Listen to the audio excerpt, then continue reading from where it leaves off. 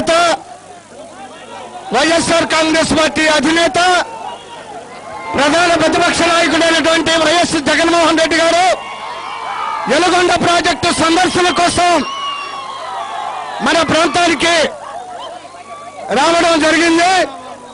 Veligonda project విషయంలో ఏ విధంగా తెలుగుదేశం ప్రభుత్వం గతంలో మోసం చేసింది, తిరిగి అధికారంలోకి వచ్చిన తర్వాత కూడా ఈ రోజు కూడా మన ప్రాంతాన్ని మన రైతాంగాన్ని అన్ని విధాలా మోసం చేసేదానికి తెలుగుదేశం ప్రభుత్వం ప్రయత్నిస్తున్నటువంటి సందర్భంలో ఈ ప్రభుత్వం యొక్క మెడలు వంచి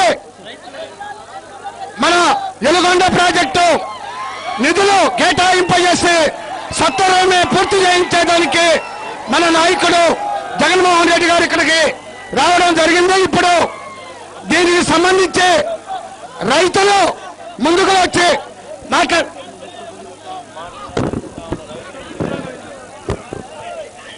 రైతులతోటి ముఖాముఖి కార్యక్రమాన్ని ఇక్కడ ఏర్పాటు చేయడం జరిగింది. రైతులందరూ కూడా ముందుకు వచ్చి ఆవులరెడ్డి అన్న మీరు ఏ నియోజకవర్గమన్నా ఇదే నియోజకవర్గమే ఎర్రగొండపాలెం నియోజకవర్గానికి సంబంధించిన ఇక్కడ రైతు అన్న మీరు రైతన్న రైతే కదన్నా ఎన్ని ఎకరాల భూమి ఉందినా 15 ఎకరాలు 15 ఎకరాలు మన దగ్గర పెట్టుకోవాలి 15 ఎకరాలు 15 ఎకరాల మీకు భూమి ఉంది. మీరు ఎర్రగొండపాలెం ఇదే నియోజకవర్గానికి సంబంధించిన రైతు. మీరు ఈ ప్రాజెక్టుకు సంబంధించి జరుగుతా ఉన్న జాప్యం మీద జరుగుతా ఉన్న అన్యాయం మీద మీరు ఎవరైనా చెప్పాలనుకుంటున్నారా? పోలవరం ప్రాజెక్టు ఒక విషయం లేదు చెప్పాలండి, మీరు చెప్పండి. ఈ ప్రాజెక్టును ప్రారంభించిన లగాయితుగా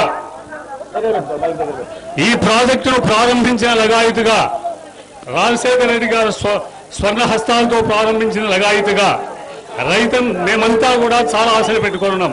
కారణం ఏమిటంటే అతి త్వరలో ఈ ప్రాజెక్టు పూర్తి అయి ఈ ప్రాంతంలో ఉన్నటువంటి తడి లేనటువంటి భూములను తడిపి సస్యశ్యామలం చేస్తుంది అని.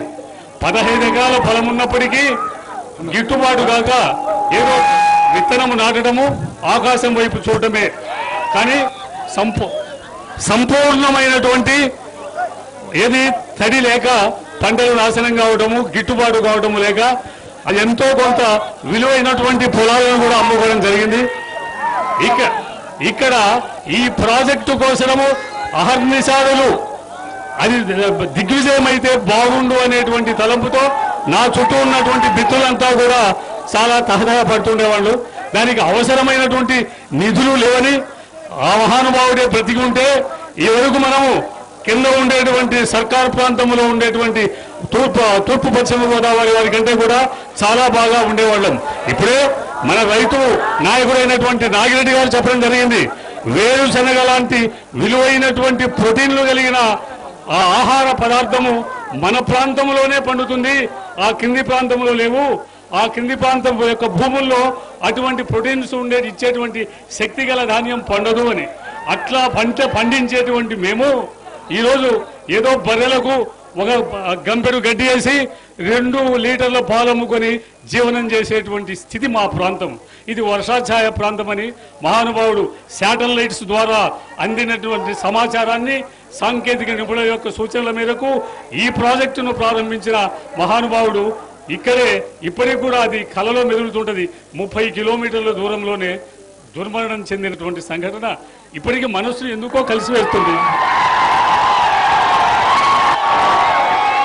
ఎందుకో ఆయనే ఉంటే ఈ వరకు ఈ ప్రాంతంలో ఉండేటువంటి భూముల విలువ మన పిల్లలకు ఇచ్చేటువంటి భాగ్యం చాలా గొప్పగా ఉండేది. కానీ దీనికి నీటి వసతి ఆ మహానుభావుడు ప్రారంభించినటువంటి ఈ ప్రాజెక్టు త్వరితగతిని పూర్తి చేయడం కోసము మీరు చేసేటువంటి పోరాటము ప్రతినిత్యము టీవీల ద్వారా న్యూస్ పేపర్ల ద్వారా మేము తెలుసుకుంటూనే ఉంటున్నాము సార్. మాకు అతి త్వరలో ఎందుకంటే మీ మేధాశక్తి మీ కారిలేషన్ కానీ మీది కానీ అసెంబ్లీలో చూస్తూ ఉంటే చాలా అబ్బురం వేస్తుంది. ఇటువంటి గొప్ప ప్రతిపక్ష నాయకుడు మాకు లభించడం మా అదృష్టంగా భావిస్తున్నాము. మీ రాక ఈరోజు శుభసూచకము. కారణం ఏమంటే వర్షం పడింది, మేమంతా తడిసి ముద్దయినాము. తడిసి ముద్దయినా కూడా స్త్రీలు, పిల్లలు, తర్వాత ముసలి వాళ్ళు, వితంతువులు వీరందరూ కూడా తడిసినా కూడా పోకుండా జగన్మోహన్ రెడ్డి గారు దిగితే చూడాలనేటువంటి ఆపేక్ష, ఆ ఆపేక్షతోనే వాళ్ళు ఎక్కడికి పోలేదు సార్. మీరు బస్సులో ఉండే నమస్కారం చేయడం జరిగింది, కానీ లేకపోతే చాలా బాగుండేది. అసలు మా ప్రాంతంలో మరి ఎప్పుడు చూస్తామో అనేటువంటిది. మీ పేరు ఏం పేరు? ఆవుల రెడ్డి సార్. ఆవుల రెడ్డి అన్న రైతు, ఇదే ప్రాంతానికి చెందిన ఇదే ఆవుల రెడ్డి అన్న. వెలుగొండ ప్రాజెక్టు పూర్తవుతుంది, ఎప్పుడప్పుడు ఆ ప్రాజెక్టు పూర్తవుతుంది, మా భూములు కూడా ఎప్పుడప్పుడు సస్యశ్యామలం అవుతాయి అని వెయ్యి కళ్ళతో ఎదురు చూస్తా ఉన్నా లక్షల మంది, కోట్ల మంది రైతుల్లో ఆవుల రెడ్డి అన్న కూడా ఒకడు. ఇదే వెలుగొండ ప్రాజెక్టు గతంలో ఒక్కసారి 1996 సంవత్సరంలోకి పోతే, ఆ 1996 సంవత్సరంలో ఎంపీ ఎలక్షన్లు వచ్చాయి. 1996 సంవత్సరంలో ఎంపీ ఎలక్షన్లు వచ్చేసరికి చంద్రబాబు నాయుడు గారికి ప్రజలు గుర్తుకొచ్చారు. ఈ ప్రాంతం ప్రజలు వెంటనే ఇక్కడికి వచ్చాడు, వచ్చి టెంకాయ కొట్టాడు, శంకుస్థాపన అని చెప్పి అన్నాడు. 1996 ఎంపీ ఎన్నికలు అయిపోయాయి, అంతే. ప్రాజెక్టు గురించి మళ్ళీ మర్చిపోయాడు. 9 సంవత్సరాలు చంద్రబాబు నాయుడు గారు ముఖ్యమంత్రిగా పరిపాలన చేశారు. ఇదే వెలుగొండ ప్రాజెక్టుకు సంబంధించి టెంకాయ కొట్టిన ఇదే చంద్రబాబు నాయుడు, శంకుస్థాపన చేసిన ఇదే చంద్రబాబు నాయుడు గారు 9 సంవత్సరాలున్నా 1996 సంవత్సరం నుంచి 2004 దాకా ఆయన ముఖ్యమంత్రిగా ఉన్నారు. 9 సంవత్సరాల్లో ఇదే చంద్రబాబు నాయుడు గారు వెలుగొండ ప్రాజెక్టుకు సంబంధించి ఆయన కేటాయింపులు చేసింది ఎంతో తెలుసా? కేవలం 13.5 కోట్లు మాత్రమే కేటాయింపులు చేశాడు.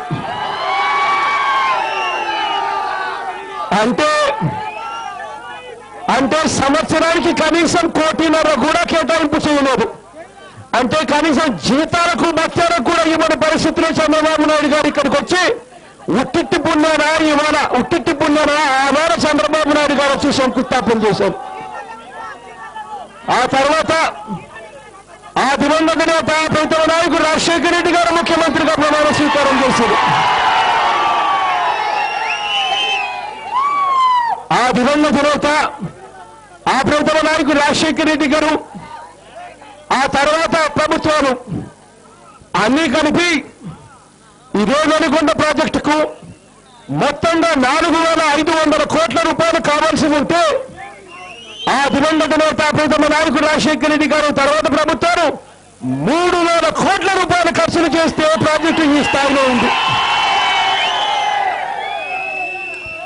ఇక మిగిలి ఉన్నది మరో 1,500 కోట్ల రూపాయలు మాత్రం మిగిలి ఉన్న పనులు. ఆ 1,500 కోట్ల రూపాయలు ఖర్చు చేస్తే ప్రాజెక్టు పూర్తవుతుంది. 4.5 లక్షల ఎకరాకు సాగునీరు అందుతుంది. 15 లక్షల మందికి తాగునీరు అందిస్తుంది ఈ ప్రాజెక్టు. ప్రకాశం జిల్లా, నెల్లూరు జిల్లా, కడప జిల్లా 3 జిల్లాలకు కూడా ఇది ఉపయోగపడుతుంది ఈ ప్రాజెక్టు. ఇటువంటి ప్రాజెక్టుకు సంబంధించి చంద్రబాబు నాయుడు గారు మొన్న జరిగిన బడ్జెట్ సమావేశాలలో ఆయన చేసిన కేటాయింపులు ఎంతో తెలుసా? కేవలం 150 కోట్లు మాత్రమే ఆయన చంద్రబాబు నాయుడు గారు కేటాయింపులు చేశారు. మిగిలి ఉన్నది 1,500 కోట్లు. మిగిలి ఉన్న 1,500 కోట్ల రూపాయలు పూర్తిగా 1,500 కోట్ల రూపాయలు ఖర్చు చేస్తే సంవత్సరంలో ఈ ప్రాజెక్టు పూర్తవుతుంది. అటువంటిది చంద్రబాబు నాయుడు గారు కేటాయింపులు చేసింది కేవలం 150 కోట్లు. మళ్ళీ చంద్రబాబు నాయుడు గారు ఏమంటారు? చేసేదేమో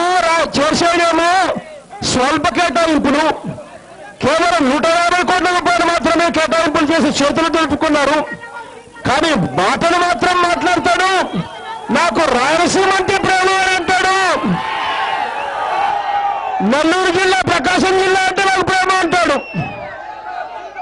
చంద్రబాబు నాయుడు గారు పట్టిసీమలో చంద్రబాబు నాయుడు గారు చూపిస్తా ఉన్న ధ్యాసను 10% ధ్యాస పెట్టినా కూడా ఈ ప్రాజెక్టు పూర్తయిపోయేది. సస్యశ్యామలంగా మన భూములన్నీ కూడా రెండు పంటలు పండించే పరిస్థితి వచ్చేది. సాక్షాత్తుగా కృష్ణానది నుంచి ఇవాళ నేను పొద్దున్నే ప్రకాశం బ్యారేజ్కి వెళ్ళాను. మొన్న పోలవరం వెళ్ళాను, నిన్న పోలవరం వెళ్ళాను, ఈ రోజు పొద్దున్నే ప్రకాశం బ్యారేజ్కి వెళ్ళాను. ప్రకాశం బ్యారేజ్ దగ్గరికి నేను వెళ్ళినప్పుడు ప్రకాశం బ్యారేజ్ దగ్గర కూడా ఇంజనీర్లతో మాట్లాడా. ప్రకాశం బ్యారేజ్లో కృష్ణానది నుంచి ఎన్ని నీళ్లు సముద్రంలో కలుస్తున్నాయి, ఎన్ని రోజులు సముద్రంలోకి ఆ నీళ్లు కలుస్తున్నాయని చెప్పి విచారం చేశాను ఇంజనీర్లతో. ఆ ఇంజనీర్లు నాతో అన్నారు, సార్ కృష్ణానది నుంచి సముద్రంలోకి దాదాపుగా 200 నుంచి 400 టీఎంసీల నీళ్లు సముద్రంలోకి ప్రతి సంవత్సరం కలిసిపోతా ఉన్నాయి సార్ అని. తాను అన్నాడు, సంవత్సరానికి కనీసం అంటే 80 రోజులు కనీసం అంటే యావరేజ్ మీద సముద్రంలోకి నీళ్లు, కృష్ణానది నీళ్లు సముద్రంలోకి కలుస్తా ఉన్నాయి సార్ గత 7 సంవత్సరాలుగా అన్నాడు. ఆ ఇంజనీర్ అన్నాడు మాటలు. నేను అడిగా ఇంజనీర్ను, అయ్యా సముద్రంలోకి మీరు కలుస్తా ఉన్నాయి అంటా ఉన్న ఈ నీళ్లు ఎన్ని రోజులు కలుస్తామనంటే మీరే సగటున 80 రోజులు అని చెప్పి మీరే చెప్తా ఉన్నారు, మరి ఏ నెలల్లో కలుస్తా ఉన్నాయ్యా అని చెప్పి అడిగా. ఆ ఇంజనీర్ నాతో అన్నారు, సార్ వర్షాలు మామూలుగా పడిన తర్వాతనే కానీ సార్ ఎక్కడైనా నీళ్లు సముద్రంలో కలిసేది. సముద్రంలో కలిసే సమయం వచ్చేసరికి ఆగస్టు, సెప్టెంబరు, అక్టోబర్లో కాస్త ఈ కాలంలోనే నీళ్లు సముద్రంలో కలుస్తాయి సార్ మాన్సూన్ పీరియడ్ ఉన్నప్పుడు అని చెప్పారు.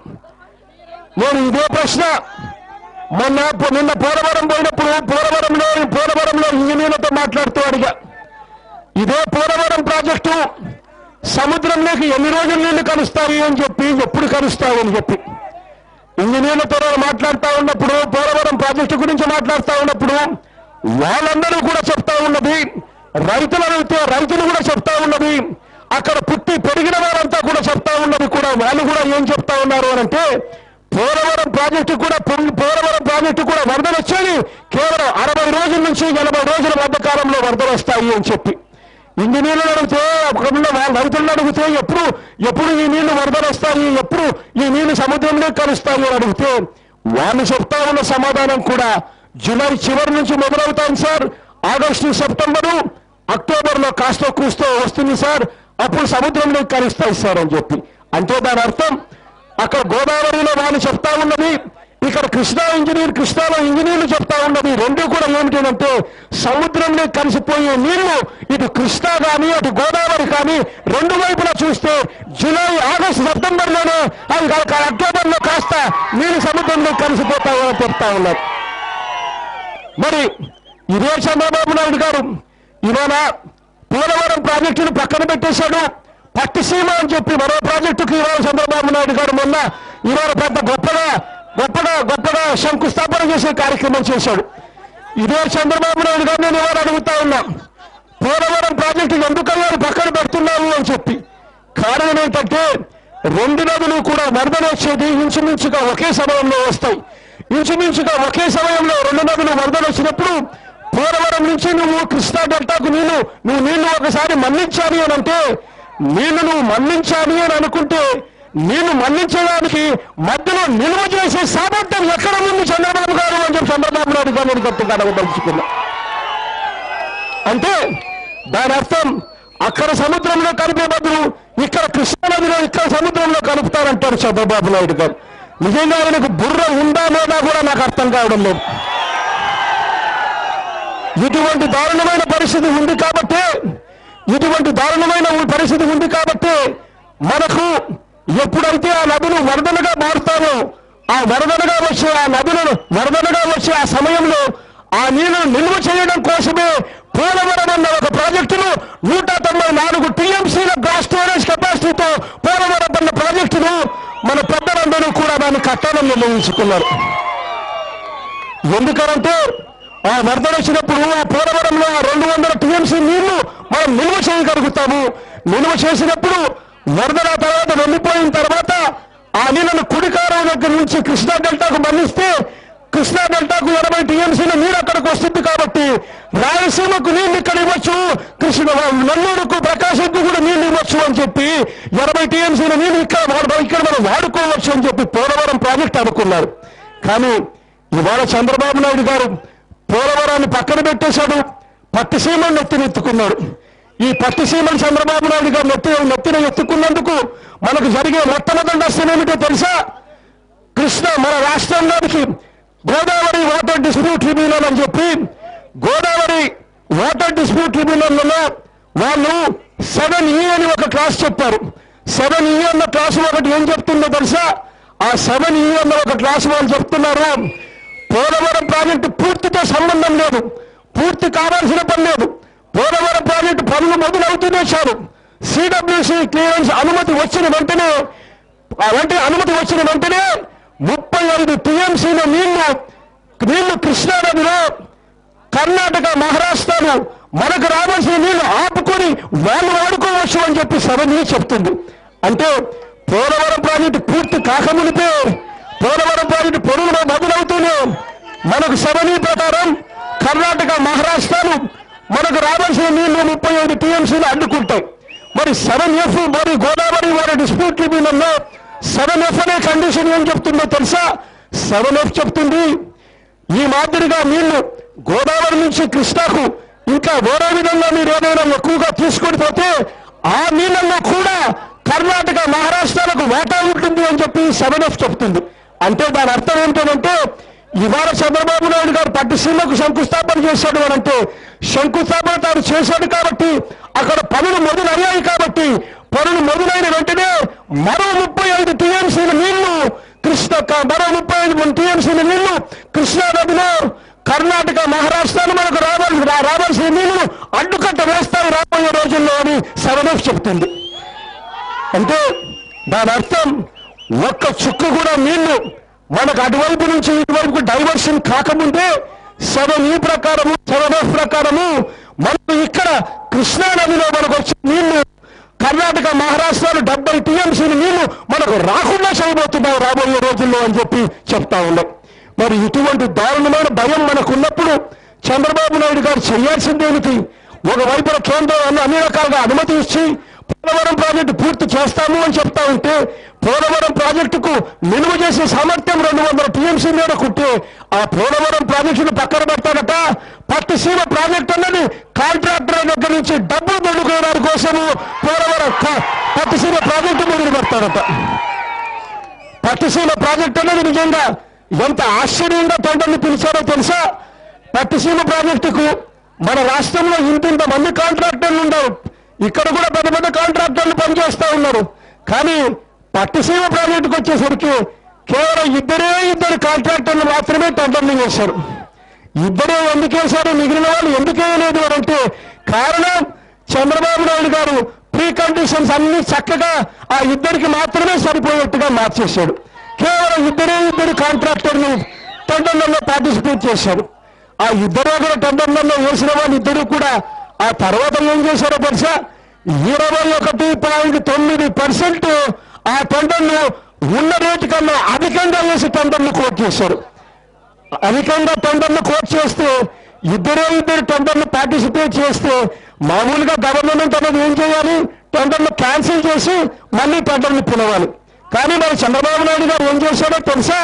చంద్రబాబు నాయుడు గారు చక్కగా ఈ టెండర్లలో 21.9% ఎక్కువ కోట్ చేసిన కాంట్రాక్టర్కి ఏం చేశారో తెలుసా?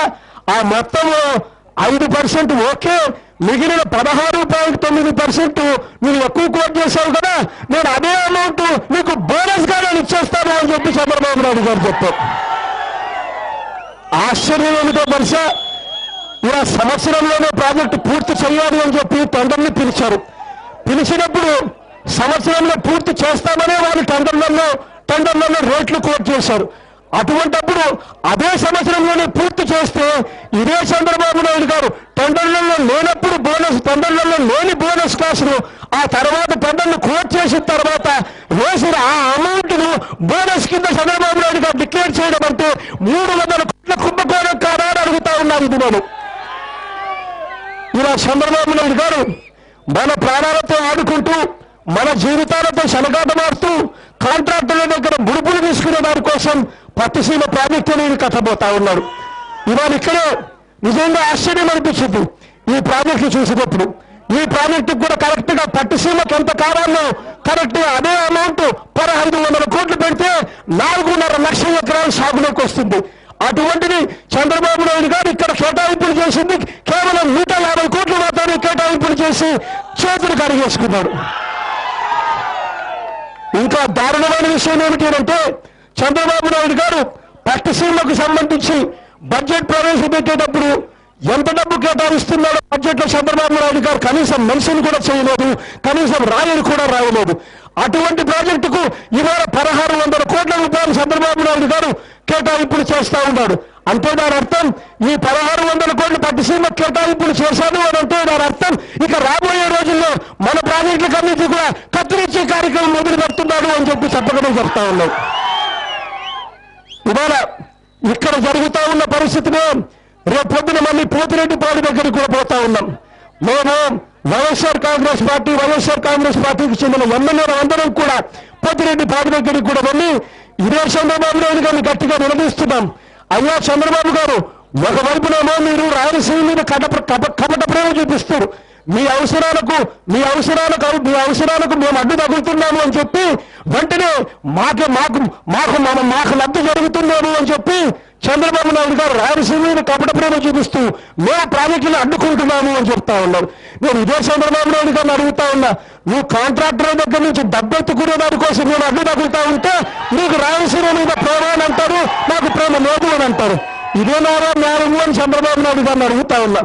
ఇదే చంద్రబాబు నాయుడు గారు రేపు పొద్దున పోతిరెడ్డిపాడు దగ్గరికి వెళ్ళినప్పుడు చంద్రబాబు నాయుడు గారిని గట్టిగా నిలదీస్తాం. అయ్యా చంద్రబాబు నాయుడు గారు, ఒక్కసారి గుర్తు తెచ్చుకోండి, పక్కనే శ్రీశైలం కనిపిస్తా ఉంది, మన అందరం కూడా చూస్తా ఉన్నాం.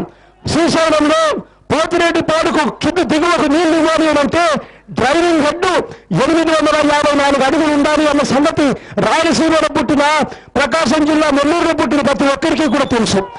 అందరం కూడా చూస్తా ఉన్నాం. గత 10 సంవత్సరాలుగా రాజశేఖర రెడ్డి గారి ప్రభుత్వం తర్వాత కూడా వచ్చిన ప్రభుత్వాలన్నీ కూడా గత 10 సంవత్సరాలుగా మనం కూడా చూస్తా ఉన్నాం. ఏ ఒక్కరు కూడా 854 అడుగులు దిగువన ఏ రోజు నీళ్లు డ్రా చేయలేదు. కానీ చంద్రబాబు నాయుడు గారు ఒక్కసారి ముఖ్యమంత్రి అయ్యాడు. ముఖ్యమంత్రి అయిన తర్వాత ఈ సంవత్సరం శ్రీశైలంలో ఒక్కసారి నీళ్లు ఏ స్థాయికి దిగిపోయాడంటే 803 అడుగులకు తీసుకొని పోయాడు చంద్రబాబు నాయుడు గారు. మరి ఇదేనా చంద్రబాబు నాయుడు గారికి రాయలసీమ మీద ఉన్న ప్రేమ అని అడుగుతా ఉన్నా. ఒకవైపునేమో పోతిరెడ్డిపాడు దిగువన గాలేరు నగర్ అవుతూనేమి, హంద్రీనీవాక్ అవుతూనేమి ఆ ప్రాజెక్టులకు చంద్రబాబు నాయుడు గారు హయాంలో కేటాయింపులు చేసింది 9 సంవత్సరాలలో 0. గాలేరు నగర్కి చంద్రబాబు నాయుడు గారు 9 సంవత్సరాల పరిపాలనలో ఆయన చేసిన కేటాయింపులు కేవలం 17 కోట్లు. హంద్రీనీవాక్ చంద్రబాబు నాయుడు గారు హయాంలో 9 ఏళ్ల పరిపాలనలో ఆయన చేసిన కేటాయింపులు కేవలం 13 కోట్లు. అయితే ఆ తర్వాత దివంగత నేత ప్రీతమ నాయకుడు రాజశేఖర రెడ్డి గారు వచ్చిన తర్వాత గాలేరు నగర్కి 4600 కోట్ల రూపాయలతో ఆ దివంగత నేత తర్వాత ముఖ్యమంత్రులు కేటాయింపులు చేసి ప్రాజెక్టు స్థాయిలో కూర్చోబెట్టారు. అదే గాలేరు నగర్కి ఇవాళ కావాల్సింది కేవలం 2600 కోట్ల రూపాయలైతే చంద్రబాబు నాయుడు గారు కేటాయింపులు చేసింది కేవలం 169 కోట్లు మాత్రమే కేటాయింపులు చేశాడు. మళ్ళీ రాయలసీమ మీద నాకు ప్రేమ అంటాడు ఇదే చంద్రబాబు నాయుడు గారు. హంద్రీనీవాక్ ప్రాజెక్టుకు సంబంధించి 6800 కోట్ల రూపాయలు అవసరమైతే ఆ దివంగత నేత ప్రీతమ నాయకుడు రాజశేఖర రెడ్డి గారు ఆ తర్వాత ముఖ్యమంత్రులు 5800 కోట్ల రూపాయలు ఖర్చు చేస్తే ఇక మిగిలి ఉన్నది కేవలం 1100 కోట్ల రూపాయలు. ఆ 1100 కోట్ల కోసం చంద్రబాబు నాయుడు గారు బడ్జెట్ లో కేటాయింపులు చేసింది కేవలం 200 కోట్ల రూపాయలు. అంటే ఇదే చంద్రబాబు నాయుడు గారికి రాయలసీమ మీద ప్రేమ అని అడుగుతా ఉన్నా. మొన్న చంద్రబాబు నాయుడు గారు అంటూ ఉన్నారు, చంద్రబాబు నాయుడు గారు మొన్న అంటూ ఉన్నారు, రాయలసీమ రైతులు నాకు వచ్చి శాలువాలు కప్పారు, 7000 చెరువులు నేను నింపాను అని అంటా ఉన్నారు. ఇదే చంద్రబాబు నాయుడు గారిని అడిగా, అయ్యా నువ్వు డబ్బులిచ్చి నువ్వు కేటాయింపులు చేస్తేనామా ఆ 7,000 చెరువులకు నీళ్లు పోయాయి. గత ముఖ్యమంత్రి రాజశేఖర రెడ్డి గారు చేశాడు కాబట్టి, ఆయన పనులు చేశాడు కాబట్టి నువ్వు ఆ తర్వాత వచ్చి కొలాయి తిప్పావు, నీళ్లు పోయావు. నువ్వు చేసింది అలా చంద్రబాబు నాయుడు గారిని అడుగుతా ఉన్నా. ప్రతి విషయంలోనూ ఇదే మోసాలు, ఇదే అబద్ధాలు రాష్ట్రాన్ని సర్వనాశనం చేస్తా ఉన్నాడు. రైతులు పణంగా పెడతా ఉన్నాడు. మొన్న అంటా ఉన్నా నేను ఇదే విషయం గారు చంద్రబాబు నాయుడు గారికి వచ్చి, రైతులకు ఏ ఒక్కరికి కూడా రుణాలు మాఫీ కాలేదు, రైతులకు కనీసం వడ్డీ కూడా మాఫీ కాలేదు. అయినా చంద్రబాబు నాయుడు గారు రైతులందరికీ రుణాలు మాఫీ చేసేసాను, వాళ్ళు వచ్చి నాకు శాలువా తప్పాడు అని చెప్తాడు, అబద్ధాలు చెప్తాడు. డ్వాక్రా చెల్లెమ్మలకు రూపాయి అంటే రూపాయి కూడా మాఫీ కాలేదు. పైగా డ్వాక్రా చెల్లెమ్మలకు 0% వడ్డీ లేని రుణాలు ఇచ్చే రోజుల నుంచి ఇవాళ ఆ డ్వాక్రా చెల్లెమ్మలకు వడ్డీ లేని రుణాలకు సంబంధించి బడ్జెట్ లో కేటాయింపులు చేసింది పెద్ద 0 అంటాడు. డ్వాక్రా చెల్లెమ్మ చాలా ఆనందంగా ఉన్నారు, నేను పోతే అంతా శవనాలు కూడా కప్పుతారు వాళ్ళు కూడా అని చెప్పి చంద్రబాబు నాయుడు గారు అంటారు. ఇలా ప్రతి విషయంలోనూ చంద్రబాబు నాయుడు గారు చెప్పేది ఒకటి, చేసేది ఒకటి. ఇవాళ అందరం కూడా నేను ఒకటైతే చెప్తా ఉన్నాం, ఈ జరగబోయే ఈ పోరాటంలో అందరం కూడా కలిసికట్టుగా ఒకటవుదాం. ఒకటై చంద్రబాబు నాయుడు గారి మీద తీవ్రమైన ఒత్తిడి తీసుకొని వచ్చి మన ప్రాజెక్టు పూర్తి చేయించుకుందాము. ఖచ్చితంగా నేను చచ్చేలా గట్టిగా పోరాటం చేస్తామని కూడా చెప్తా ఉన్నాం.